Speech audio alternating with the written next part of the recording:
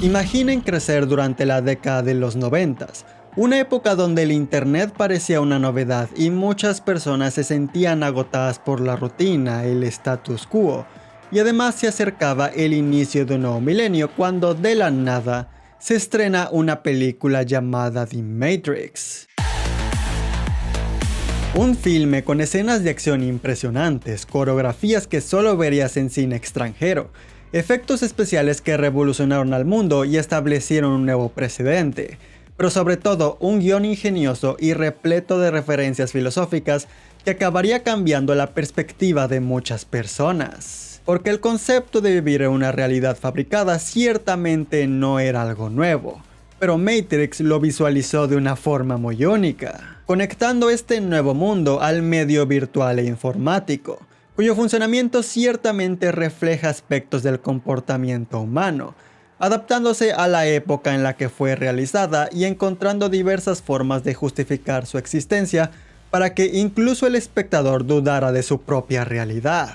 ¿Y qué tal si de verdad estamos atrapados en una especie de simulación, siendo prisioneros de las máquinas que nos usan como baterías y capturándonos en una imitación casi perfecta del mundo real antes de que ellos dominaran el planeta? ¿Y qué tal si los déjà vu son errores en el sistema y esos agentes del gobierno o gente en trajes son agentes de las máquinas? Muchas interrogantes fueron despertadas, pero el concepto de la mente siendo tu mayor obstáculo fue algo que sin duda inspiró a muchas personas para desafiar sus propios límites. Si te sentías atorado en la vida, quizás haciendo algo que no te gustaba o dudando de ti mismo, aquí viene una película que te dice que desafíes tu propia mente o que puedes ir en contra del sistema o de lo que la sociedad espera de ti si te lo propones.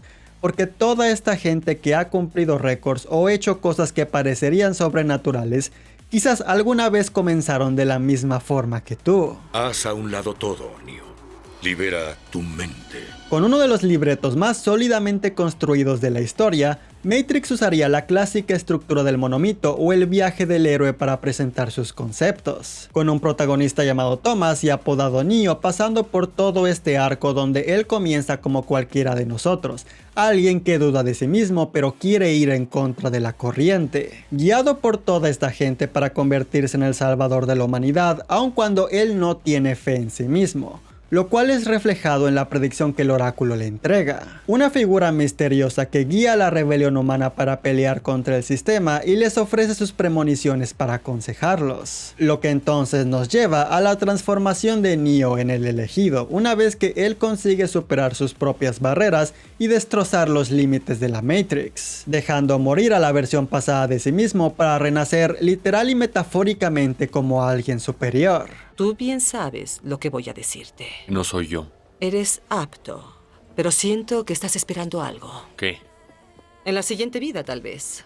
¿Quién sabe? Es un filme repleto de acción impresionante, pero también es inteligente e invita a la reflexión, una combinación que no siempre ocurre en el cine comercial. Con todas estas icónicas referencias a Alice en el País de las Maravillas, conceptos filosóficos de Platón, Nietzsche, Simulacra and Simulation, incluso simbolismos a la misma Biblia, con el protagonista siendo una metáfora de Jesús. Eres mi salvador, mi propio Jesucristo. Si te atrapan usándolo. Sí, lo sé. Con Morfeo y Trinity formando junto a él la Santísima Trinidad, y cada uno de los miembros de este equipo sirviendo como una alegoría a los apóstoles, mientras Cypher cumple la labor de Judas, el traidor que entrega a su gente al enemigo por falta de fe, causando la caída de este grupo. Entregaste a Morfeo.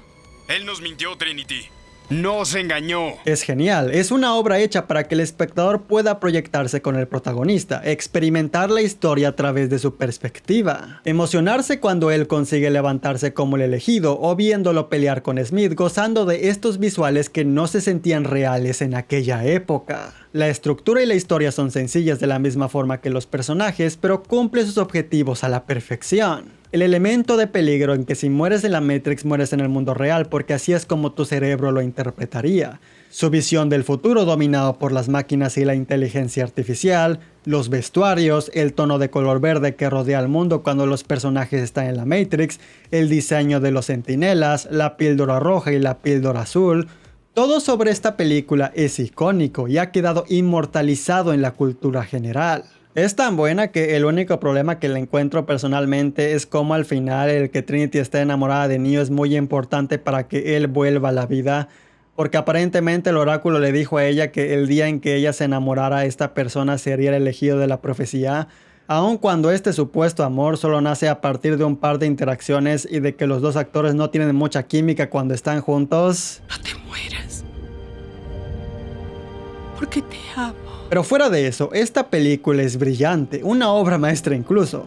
Su impacto en el mundo es algo que ni siquiera se puede discutir. Hay tantos análisis y ensayos y documentales y tesis que se han hecho sobre ella que el día en que se anunció que habría una secuela, esto despertó una enorme incertidumbre en la gente, pero al mismo tiempo bastantes expectativas. Tiempo después, esas películas acabarían siendo estrenadas en el año de 2003, y a diferencia de lo que pasó con la primera parte, muchas personas rechazarían la visión mostrada en estas continuaciones, ya sea por las filosofías presentadas o escenas que fueron ridiculizadas y convertidas en memes o elementos argumentales. O simplemente el hecho de que estos dos filmes se deshacían de ese efecto que tenía el primero de poder ser aplicable para cualquier persona, una historia cerrada, un papel en blanco con el que muchos podrían proyectarse. Hasta la fecha hay mucha gente que rechaza estas dos partes y la conversación normalmente se hace por separado.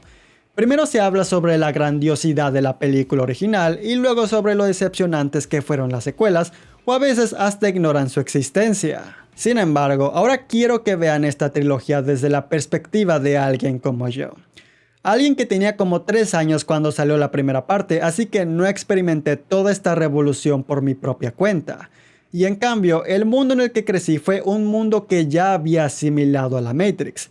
Técnicamente un mundo que ya había ingerido la píldora roja, donde series como Digimon o Code Lyoko, que igual tocaban temas de realidades virtuales, estaban ahí para cualquier niño que quisiera verlas, y Matrix siempre se encontraba en el fondo como la cosa más normal. Así que cuando surge el tema sobre el valor y la importancia de Matrix, en mi perspectiva no solo pienso en la primera parte mientras dejo a las otras dos aparte, porque para mí las 3 películas siempre vinieron como un solo conjunto. Una enorme historia dividida en 3 capítulos que TNT constantemente pondría en su programación, e incluso a veces terminaría confundiendo un filme con el otro, ya que son bastante consistentes entre ellos. Otro detalle que también es importante mencionar es que técnicamente todas estas películas son para adultos, así que siendo un niño siempre intentaría verlas a escondidas de mis padres y por partes. Lo cual es muy chistoso porque a ellos realmente no les interesaba, es solo que yo era demasiado inocente durante mi niñez. Poco a poco iría formando mi propio criterio sobre ellas para luego enterarme sobre la recepción general que tenía cada uno de estos filmes. Finalmente las acabaría viendo en orden y de principio a fin entre la secundaria y la preparatoria. Y fue hasta ahí que realmente pude apreciar la importancia que esta franquicia había tenido en la cultura. Otro detalle importante que necesito mencionar es que como alguien que creció viendo Naruto, esa es una obra que toma muchos elementos prestados de esta saga. Y pues mientras iba creciendo me parecía bastante interesante notar las similitudes entre estas dos franquicias. Y esa es la perspectiva que quiero tomar con este video.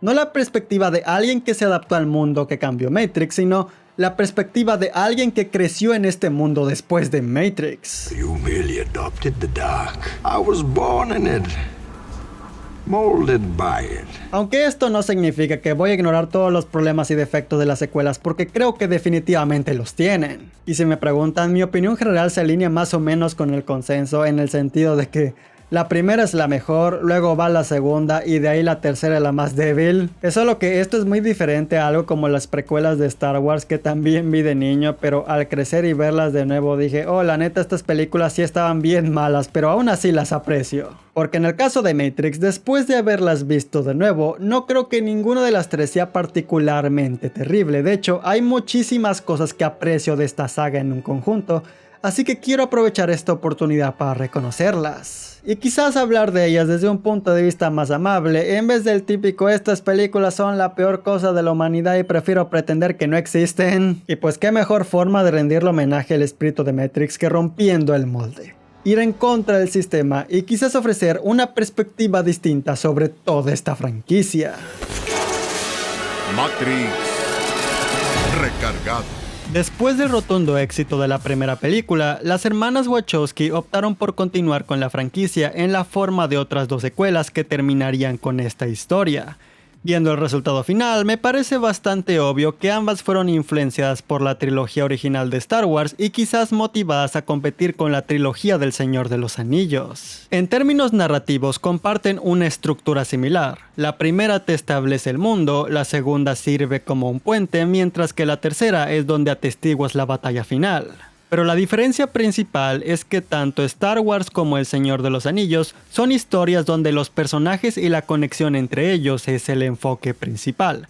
El detalle con Matrix es que su enfoque es más en su mundo y sus conceptos, no sus personajes. De hecho, la primera película solo nos deja con 4 personajes vivos, y uno de ellos no regresó para la segunda por conflictos con el actor. Neo y Trinity carecen de mucha personalidad porque en teoría ellos fueron diseñados como papeles en blanco, y Morfeo, que en mi opinión personal funge como el alma y el auténtico corazón de toda esta trilogía, solo es un personaje. Si te pones a ver el material promocional, siempre vas a ver a estos 3 con expresiones súper serias en sus rostros. Y además de esto, la decisión de cerrar con toda esta historia tan solo en 2 películas limita bastante el potencial de este concepto. Porque por ejemplo, cuando comienza esta película, de la nada como espectador recibes toda esta avalancha de nueva información. Hay nuevos personajes, todos piensan de forma distinta a Morfeo y son más escépticos a la autenticidad de la profecía. Algunos de ellos se meten en la historia como si se supone que tú ya tuvieras que conocerlos, como Clayton, un chico que supuestamente fue salvado por Neo. Solo por ti estoy aquí, Neo. Ya te dije que tú me encontraste a mí, no yo a ti. La habilidad de los agentes ha sido mejorada, Smith de alguna forma regresó de la muerte, y además, el evento que inicia todos los eventos que ocurren en esta historia es que las máquinas aparentemente han localizado por dónde se encuentra Zion, la ciudad donde se encuentra lo último que queda de la humanidad. Pero todo esto solo se te es dicho a través de diálogo, y únicamente es mostrado de forma visual antes de llegar al tercer acto. 1 hora y 37 minutos dentro de la película. Y antes de que algunos de ustedes alcen la voz, yo sé que hay una razón detrás de esta decisión. Y para aquellos que quizás no lo sepan, creo que es el momento perfecto para que lo descubran. Tengo la impresión de que incluso las hermanas Wachowski se percataron del potencial que se perdía cerrando toda esta saga a solo una única trilogía. Así que, como una forma de solucionar este inconveniente, formaron equipo con varios animadores y estudios de Japón para armar esta especie de antología. Animatrix en esencia es una serie de cortometrajes que abordan muchísimos aspectos sobre el mundo introducido en la primera película. Como cualquier antología, hay algunos cortos que son mejores que otros, pero es una experiencia imperdible si eres fanático de este universo y sobre todo del anime. Entre estos cortos tienes incluido el relato sobre cómo fue que se originó la revolución de las máquinas en contra de la humanidad. Tienes la introducción del personaje de Clayton y cómo él fue salvado por Neo. Pero sobre todo, ahí es donde tienes la escena donde las máquinas descubren el paradero de Zion y empiezan su excavación para llegar hasta allá. Sí, me escucharon bien. El catalizador entero que inicia los eventos de Matrix recargado se encuentra en Animatrix. Y eso que también hay un par de videojuegos que son enteramente canónicos dentro de esta franquicia, y te introducen a algunos de los personajes secundarios que aparecen de la nada por aquí. Lo cual es interesante cuando hoy en día tienes a Disney Plus sacando sus series de Marvel como complemento canónico a su universo cinematográfico, mientras las hermanas Wachowski ya estaban haciendo eso mismo desde el 2003. Pero la obvia diferencia es el contexto. Estas series de Marvel son conocimiento del público general gracias a que Disney las promociona como cualquier otra de sus películas, mientras que Animatrix es meramente una obra de culto de la que muy pocos conocen su existencia. Además de que la antología completa fue estrenada hasta después de que saliera recargado en el cine, con la excepción de 4 de sus cortos que salieron antes en la página web oficial de la película, y el corto específico del vuelo final de los Iris que inicia los eventos de esta trama, siendo proyectada antes de la película del Cazador de los Sueños. Así que no sé ustedes, gente, pero dudo que la mayoría de las personas que vieron recargado en el cine siquiera supieran sobre este cortometraje, porque tampoco es que tuvieran la obligación de verlo. Les gustó mucho la primera película, querían ver la segunda y de la nada la historia empieza de golpe y seguramente muchos no comprendían la urgencia de la situación porque en vez de mostrar, el libreto opta por contar y eso genera problemas. Muestra, no cuentes. Estos geotherms confirman la última transmisión de Osiris. Las máquinas excavan. Como espectador, tú ya no estás viviendo la experiencia de conocer este universo a través de su protagonista. Porque ahora te encuentras en un punto donde Neo es bastante poderoso y tú te encuentras medio perdido intentando encontrar el hilo de lo que está pasando. Dicho esto, viendo estas películas como una enorme historia y teniendo el contexto de lo que realmente está pasando, mejora bastante la experiencia. Técnicamente, la historia se enfoca en que como ahora Zion tiene una especie de cuenta regresiva antes de que sea atacado por las máquinas, Neo tiene que encontrar al oráculo para saber cómo proceder y poder salvar a la humanidad.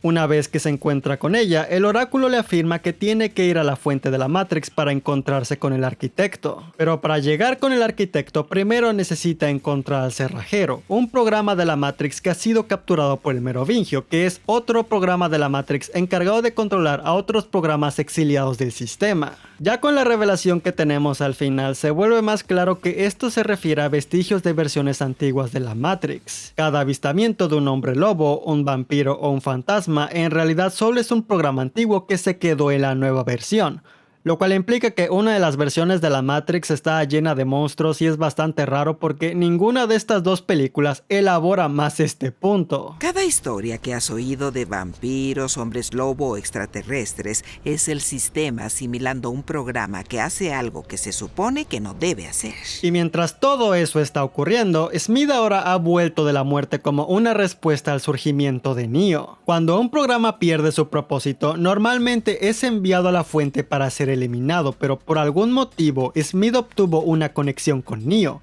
otorgándole de un libre albedrío que le permitió decidir no ir a la fuente y volver a la Matrix para obtener un control total de todo. Así que ahora él es su antítesis, su negativo, hecho para contrarrestarlo y metafóricamente tal como un virus capaz de multiplicarse y esparcirse a su antojo. Incluso siendo capaz de infectar mentes humanas como lo hace con este sujeto llamado Bane para poder invadir al mundo real y atacar a Neo cuando menos se lo espere. A esto le agregas un elemento de suspenso en cómo el protagonista tiene visiones sobre la muerte de Trinity, la persona que más ama, y en resumidas cuentas, eso es la película. Puedes salvar a Zion si llegas a la fuente, pero necesitarás al cerrajero. La presentación del filme podrá hacer esto un tanto complicado, pero en realidad es más sencillo de lo que parece. No me interesan oráculos, ni profecías, ni mesías. Una de las quejas más constantes que vienen con esta segunda película es que carece de un peligro real, porque ahora Neo puede romper las reglas de la Matrix, pero eso es algo con lo que no estoy completamente de acuerdo. Porque de hecho, viéndola de nuevo para hacer este video, me percaté sobre cómo las hermanas Wachowski se esforzaron para que cada una de sus peleas sí tuviera un poco de peligro. Por ejemplo, la primera pelea es Neo contra unos agentes y el suspenso viene en que estos agentes han sido mejorados. Al final no significa mucho porque los derrota de cualquier manera, pero crea la ilusión de peligro cuando esta secuencia da inicio. Después de eso tenemos una pelea entre Neo y este programa llamado Seraph que protege al oráculo. Y la verdad, esta pelea es completamente innecesaria y solo está aquí para rellenar. No conoces bien a alguien hasta pelear con él. Después tenemos la pelea entre Neo y todo este ejército de agentes Smith, y la verdad es que es mucho mejor de lo que recordaba. El peligro en esta escena viene en que son demasiados enemigos para Neo y hasta él se ve tan incapaz de derrotarlos que acaba huyendo del lugar. La coreografía es impresionante y por cada minuto que pasa la escena se va tornando mucho más y más extravagante, pero en el buen sentido, y de verdad que es algo impresionante de atestiguar. Al menos hasta el punto en que Neo toma este poste y la pelea procede a convertirse en una caricatura. Pero al menos diré que para ser 2003, por algún motivo el CGI de esta película luce mejor que películas que son estrenadas hoy en día. Entonces tenemos la pelea en el castillo contra los hombres del Merovingio y se los voy a poner así. Desde que comienza esta pelea hasta que termina la secuencia de persecución en la carretera, Matrix Recargado se convierte en una de las mejores películas de acción de toda la historia. De acuerdo, tienes habilidades. Mátenlo. La pelea empieza y Neo empieza a partirles en la madre a toda esta banda hasta que al menos uno de ellos consigue lastimarlo, probando que después de todo Neo sigue siendo mortal y que de superar sus habilidades podrían tener éxito en derrotarlo. Y una vez que eso ocurre, puedes notar a través de las expresiones de Keanu Reeves que él está súper aterrado, poniendo todo de su parte para ganarles a estos tipos. Y adoro cómo todo eso está reflejado solo por la actuación de Keanu y la coreografía en sí misma. Durante todo este combate, apenas si hay puntos donde se puede tomar un respiro porque al pobre lo están atacando de todos los lados imaginables, mientras la cámara se mueve con tanta confianza y fluidez, casi para presumir que la gente a cargo de las peleas de verdad sabe lo que está haciendo. Y es increíble. Pero entonces la pelea acaba y Neo termina ganando, pero ahí no es donde termina la acción. Porque justo después de eso tenemos a los gemelos fantasma peleando contra Trinity y Morfeo, que están intentando sacar al cerrajero de las manos del Merovingio. Y ellos se suben a un auto y Morfeo dice vámonos para la carretera, pero Trinity dice no mames güey, no nos habías dicho que jamás fuéramos a la carretera. Y de la maldita nada la policía los empieza a perseguir y tenemos este momento. Se aproximan. Ya los tenemos. Así que ahora Morfeo y Trinity están siendo perseguidos por los gemelos fantasma, policías y hasta los malditos agentes, y esta es una secuencia que constantemente sigue encontrando formas de superarse a sí misma. Porque primero parece una persecución común, luego se convierte en una pelea dentro de un maldito auto en movimiento, luego los agentes empiezan a molestar, luego el automóvil acaba tan jodido que tienen que pararle y Morfeo toma una chingada katana en pose de Dios porque el tipo es la mera verga y ni siquiera le importa que estos tipos sean fantasmas porque de cualquier manera los acaba mandando a chingar a su madre. Y entonces Trinity y el cerrajero saltan una motocicleta y ella empieza a conducir en dirección contraria.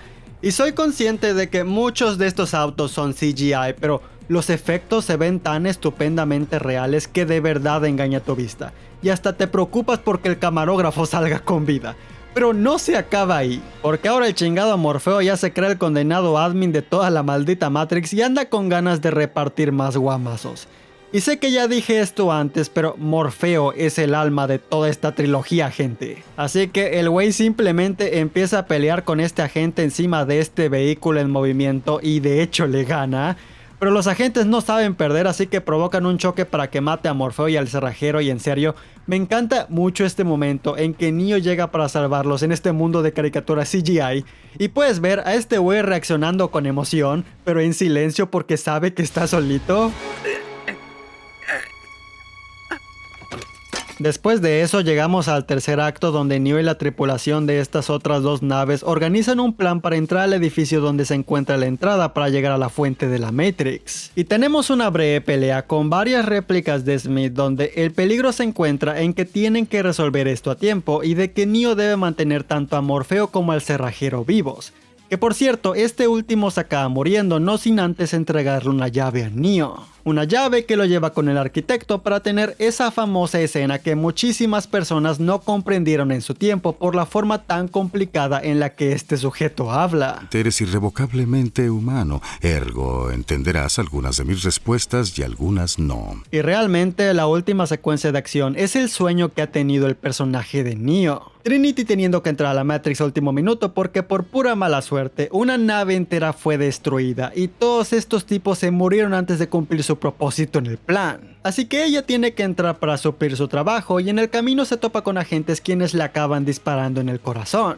Pero afortunadamente Neo consigue salvarla y rompe las reglas de la Matrix a un punto en que consigue traerla de regreso a la vida. Como dije, a pesar de que Neo es un todopoderoso en esta película, admiro que las Wachowski encontraran formas de inyectar elementos de peligro en estas secuencias, ya sea en forma de alguien que le dificulta las cosas a Neo o un enemigo que pone en peligro a alguien más que Neo no quiere que fallezca. Porque cabe mencionar que esta resurrección que le hizo a ella no hubiera sido posible si él no la hubiera salvado antes de que ella cayera encima de este auto.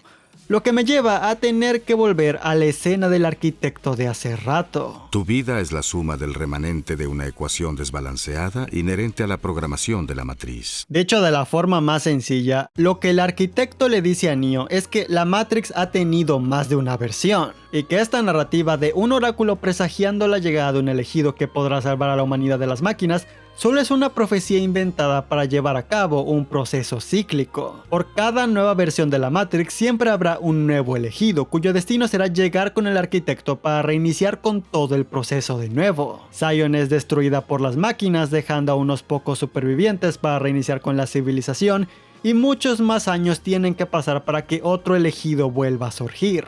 Todo este proceso es algo indispensable porque se trata de una falla intencional de la Matrix para crear la ilusión del libre albedrío y que los humanos puedan asimilar este mundo. Porque si fuera demasiado perfecto, nuestra mente simplemente lo rechazaría y para las máquinas ya no seríamos tan útiles como baterías. ¿Qué es lo que pasó con el arquitecto durante la primera versión de Matrix? Así que él creó al oráculo como un programa que podría estudiar la psique humana. Y fue gracias a ella y su habilidad matemática de poder predecir el resultado de muchas circunstancias basándose solo en la naturaleza del ser humano que surgió la idea del elegido.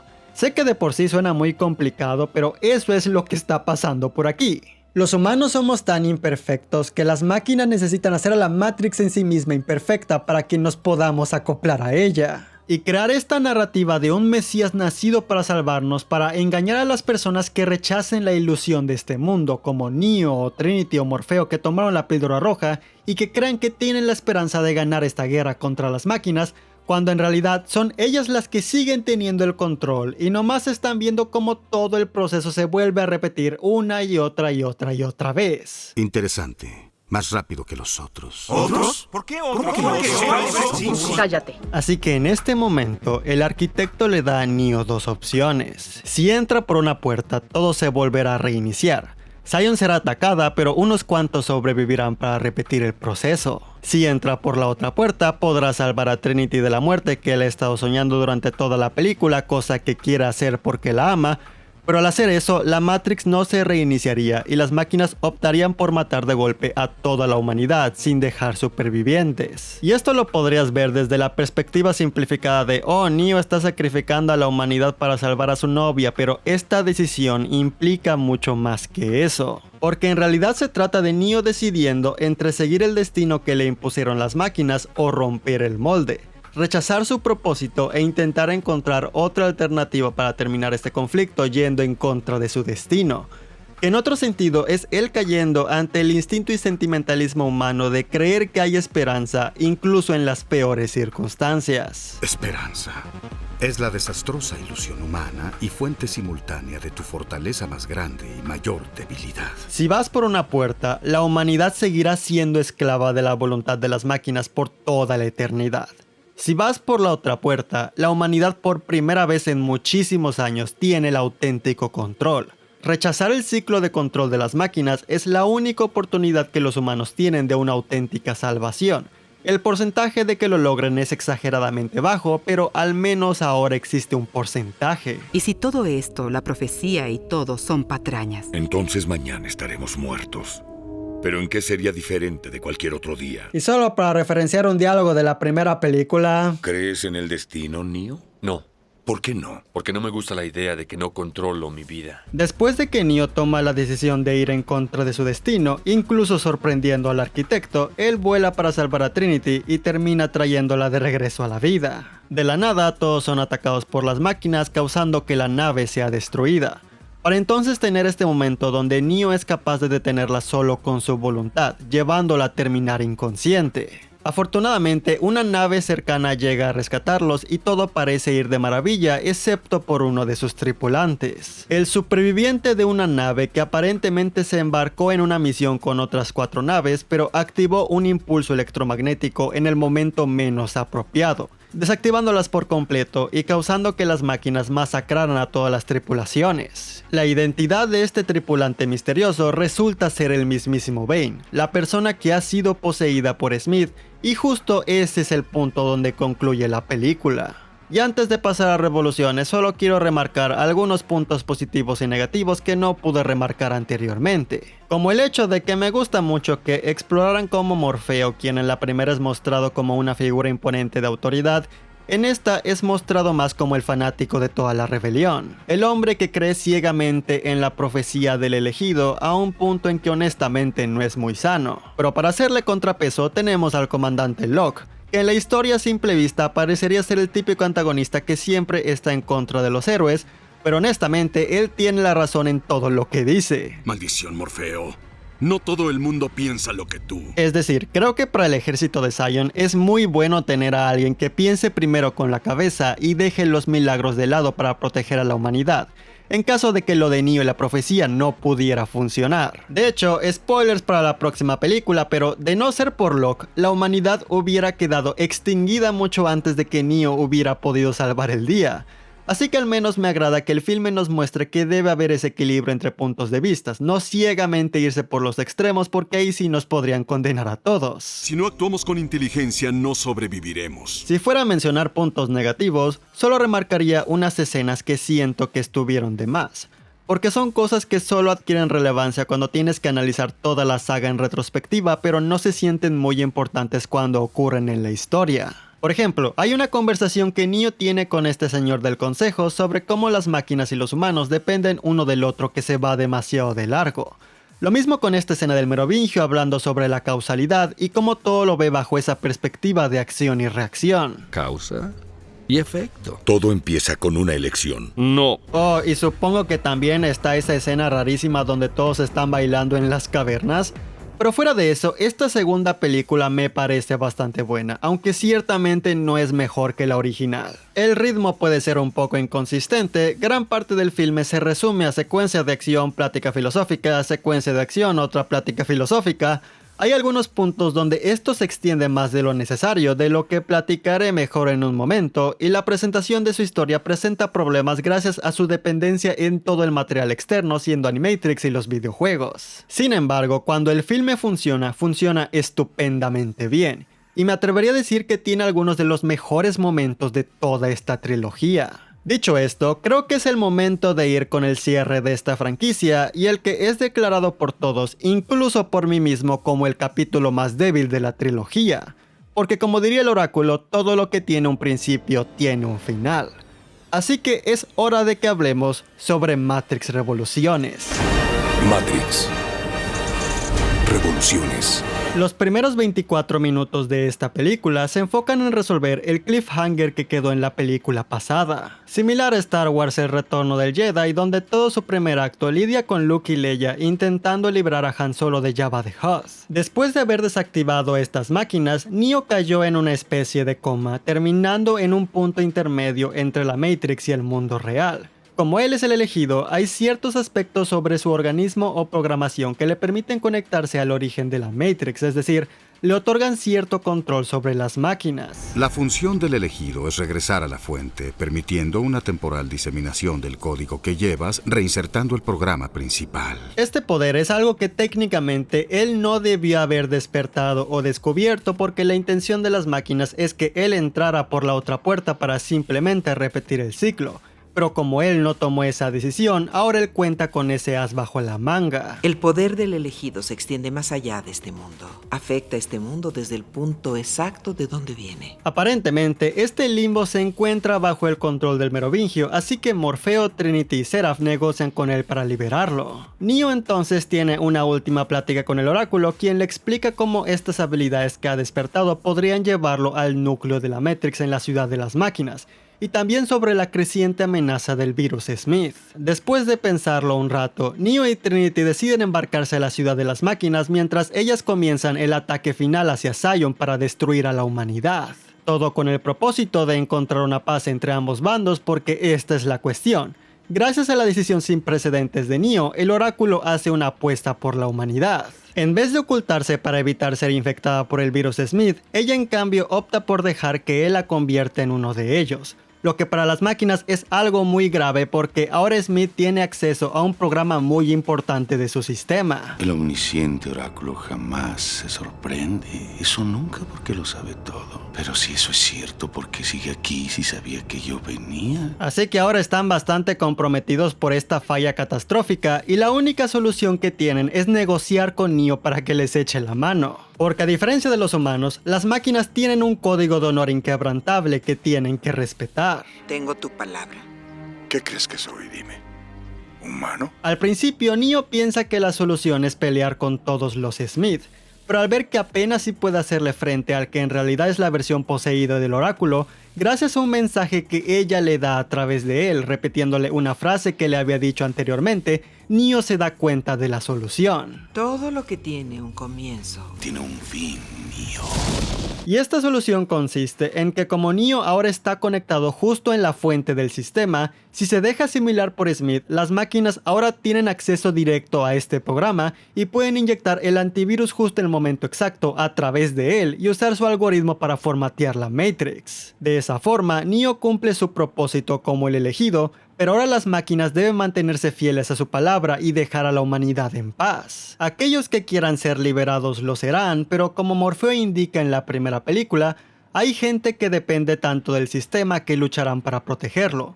Así que muchos preferirán quedarse en la Matrix mientras otros optarán por salir de ella. Y pues sí, técnicamente eso es todo lo que pasa en la película. Es decir, Neo tiene una pelea con Bane como a la mitad que la verdad es bastante cool porque ahora no tiene la protección de la Matrix y es una pelea donde él acaba ciego pero aún así es capaz de percibir el código de la Matrix en el mundo real, lo que lo dirige directamente hacia el origen. En el camino Trinity se vuelve a morir, lo cual se siente un poco redundante con todo lo que pasó en la segunda película. Y claro, el impacto de la escena es que Neo esta vez no puede salvarla porque ya no está en la Matrix. Pero el hecho de que la química entre estos dos no haya mejorado para nada desde la primera entrega simplemente no ayuda. Por cierto, antes de que las máquinas dejen en paz a los humanos, hay toda una batalla en Zion donde se mueren un montón de personas. Y sí, aquí es donde nos empezamos a meter en los problemas de este último capítulo. Solo espero que sepas lo que haces. Fue un honor, señor. El honor sigue siendo mío.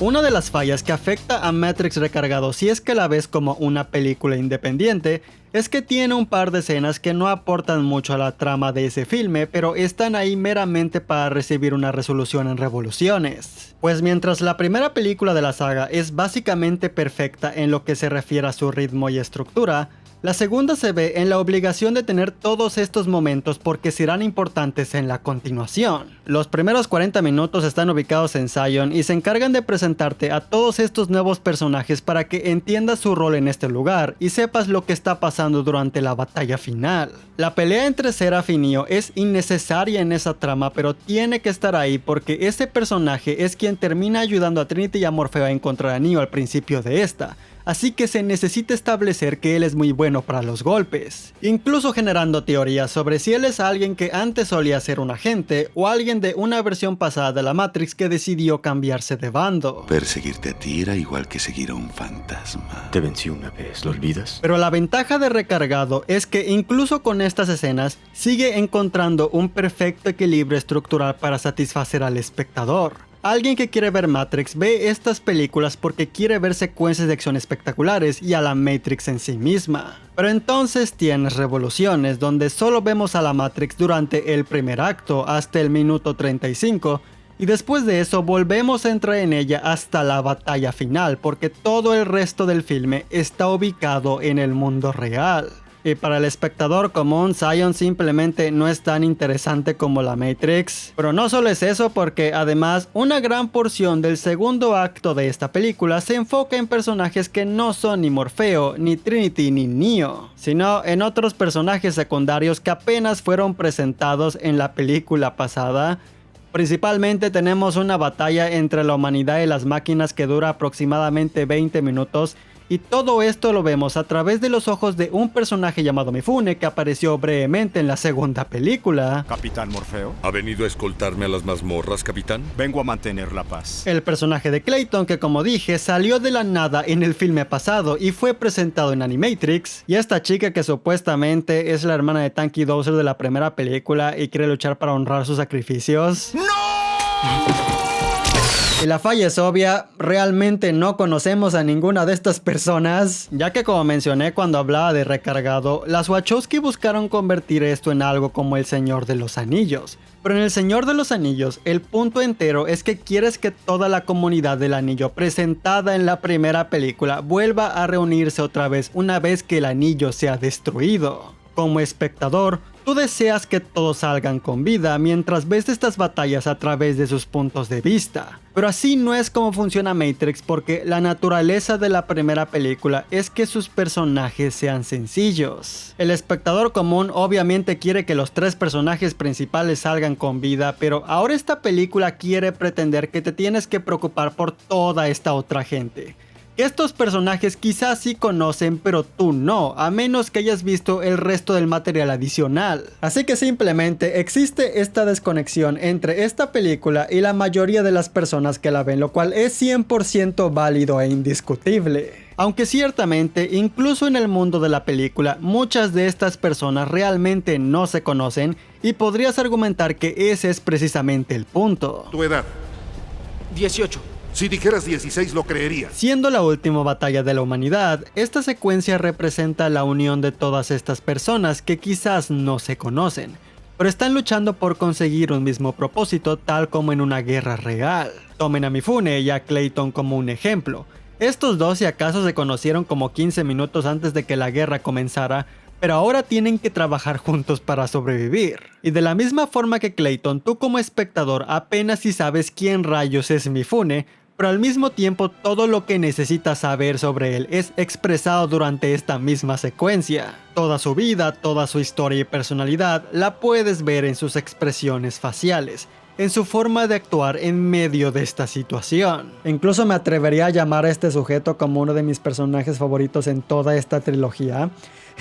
Y eso que la mayoría de sus diálogos literalmente solo consisten en tirar gritos aleatorios mientras destroza máquinas con su ametralladora.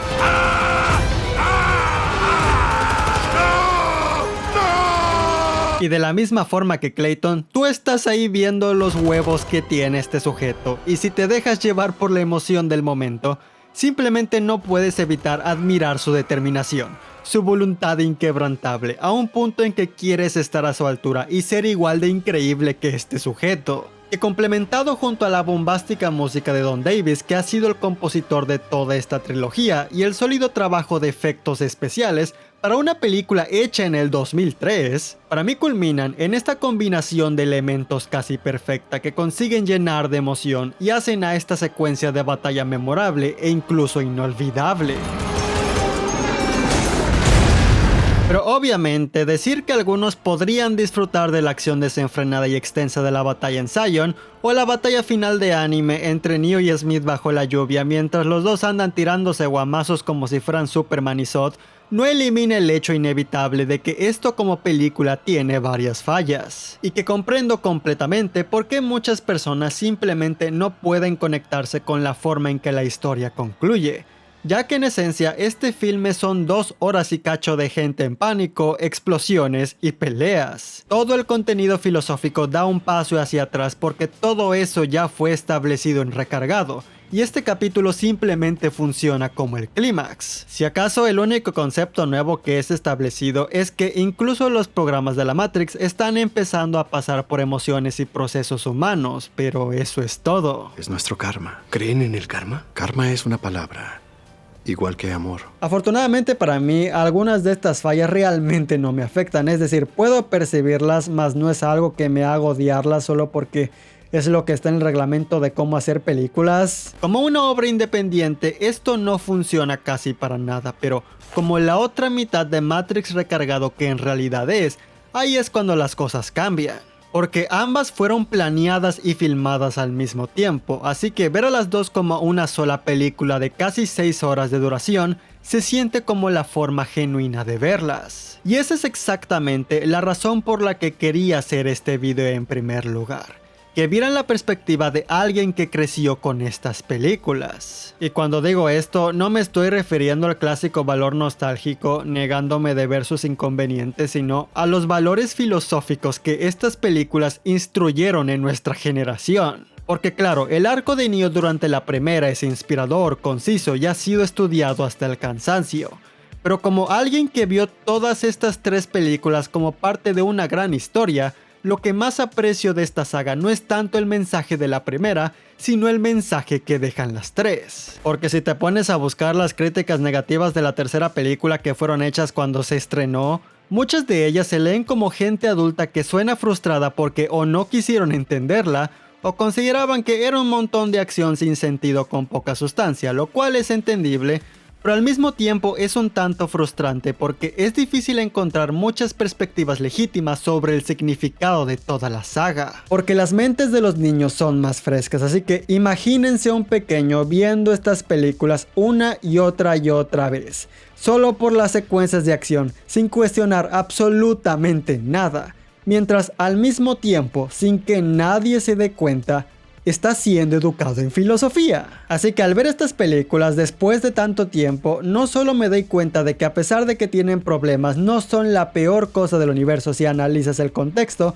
y las tomas como parte de una gran historia, sino también me percato de lo mucho que el viaje de Neo impactó en mi vida sin que siquiera me diera cuenta. Sobre todo con la temática principal de esta trilogía, que consiste en la eterna batalla entre destino y libre albedrío. Tú eres el que controla tu vida. Así que técnicamente Neo es el elegido por diseño. Él nació con ciertas ventajas otorgadas por el mismo sistema para cumplir este rol cíclico de servir como un mesías para muchas personas. Así que por supuesto, él ha sido destinado desde el principio a convertirse en esta figura. Pero al mismo tiempo, todo lo que pasa en la historia solo pasa por las decisiones que él toma. Porque puede que el oráculo suelte profecías, pero ella solo crea cálculos matemáticos para predecir un resultado probable basado en el comportamiento humano.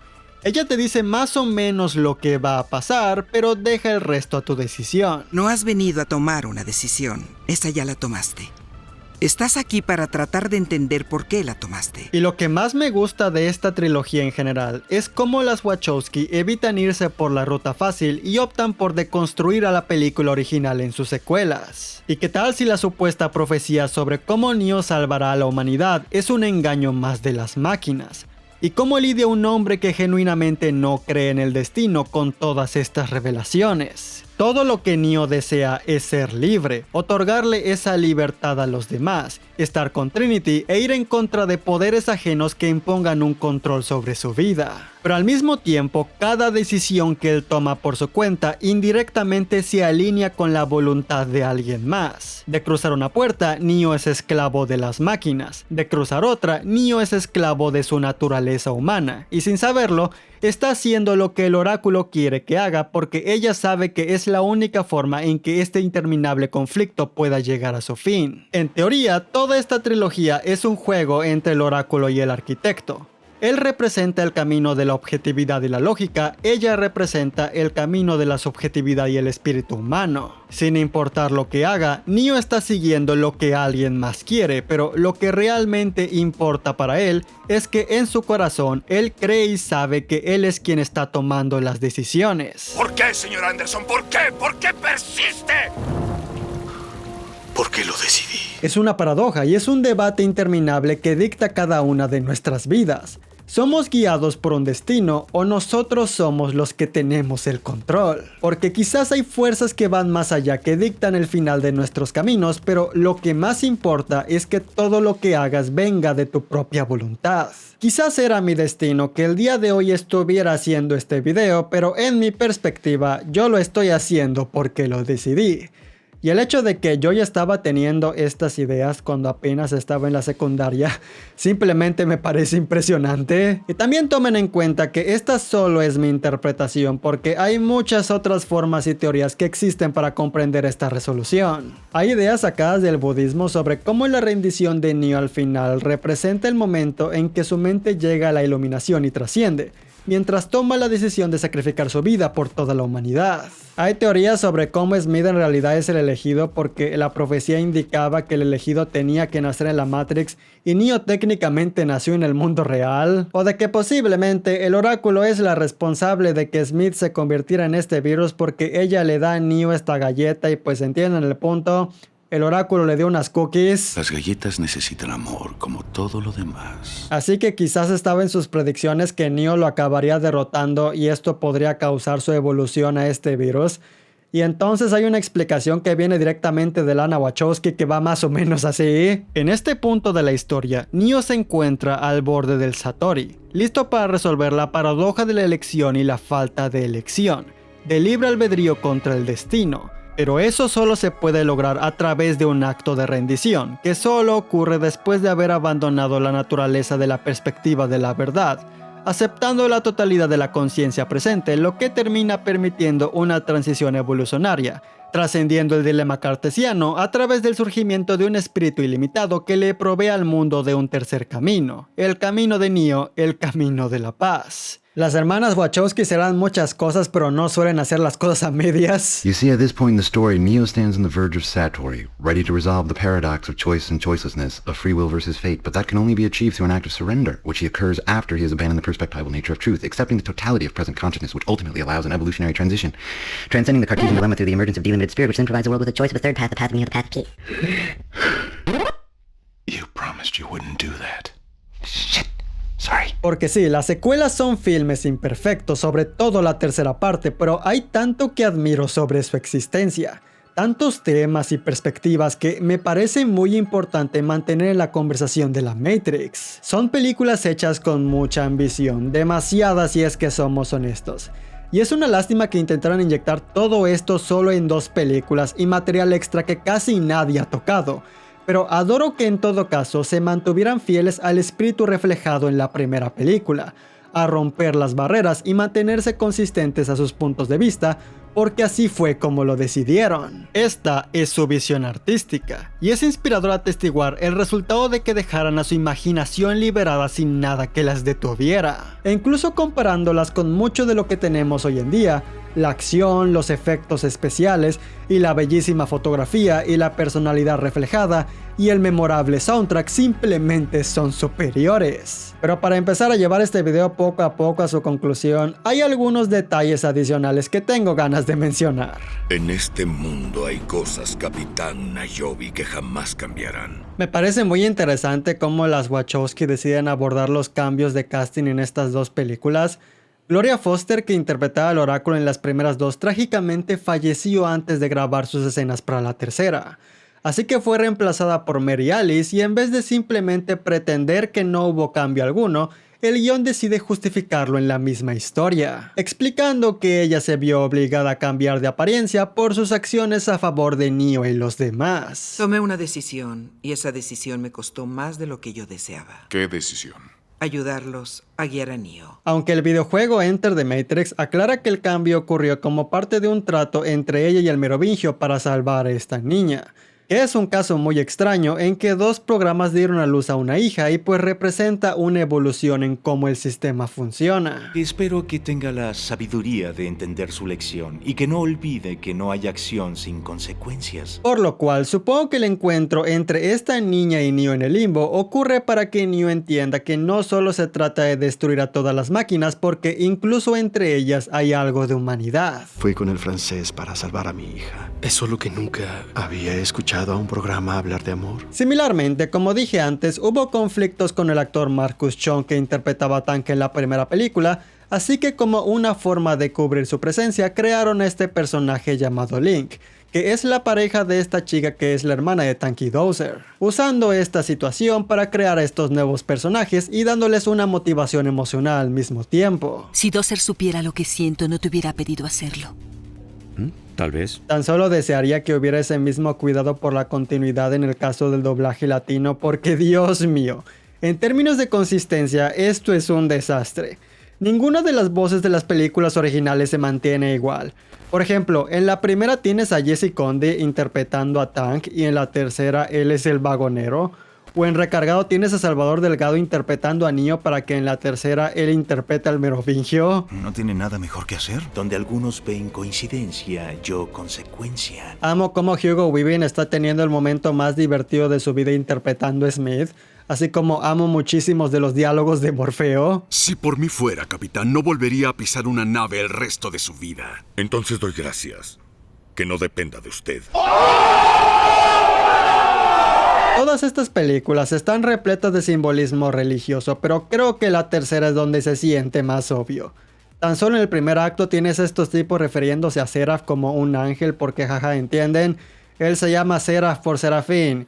Y en esta secuencia él desciende al infierno junto a Morfeo y Trinity para salvar a Neo del limbo y volver a completar la Trinidad, con tal de que Neo pueda cumplir su propósito como el Mesías de sacrificarse por nuestros pecados. Queremos hablar. Me lo imagino. Han pasado por un infierno para hacerlo. Solo para retomar el tema de Naruto que referencié al principio, algunas de las similitudes que más me da risa entre ambas franquicias es que en ambas, la guerra final está repleta de personajes que apenas conoces. En ambas hay un personaje llamado Mifune que tiene toda una pelea dedicada a él por ninguna razón. El plan de los villanos es crear la Matrix y unificar a toda la humanidad como en Evangelion. Y pues ambas lidian con la misma temática paradójica de destino contra libre albedrío, porque en esa franquicia Naruto resulta ser el elegido de una profecía, pero su supuesto destino literalmente consiste en ir en contra del destino y romper con el ciclo de odio. ¿Sí entienden la contradicción?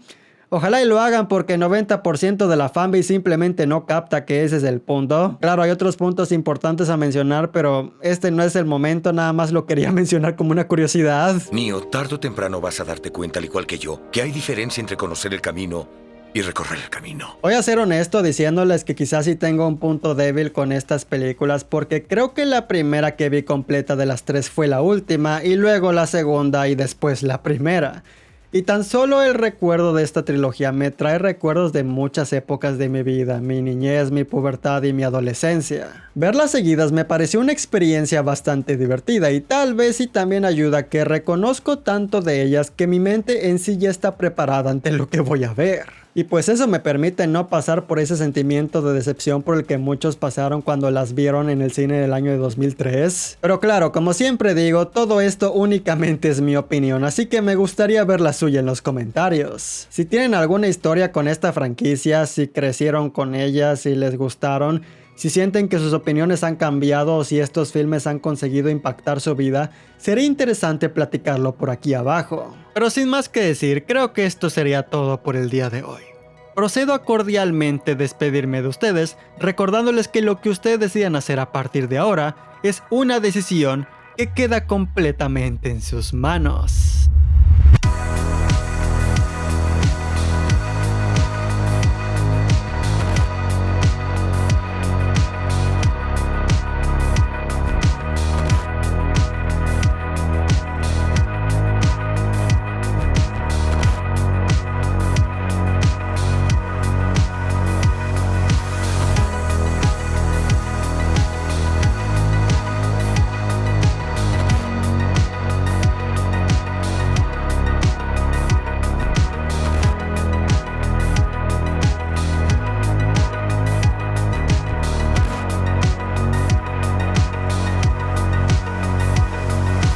He visto a una gente atravesar el aire, a hombres que al vaciarse un muro de concreto, solo le atinan al muro de concreto.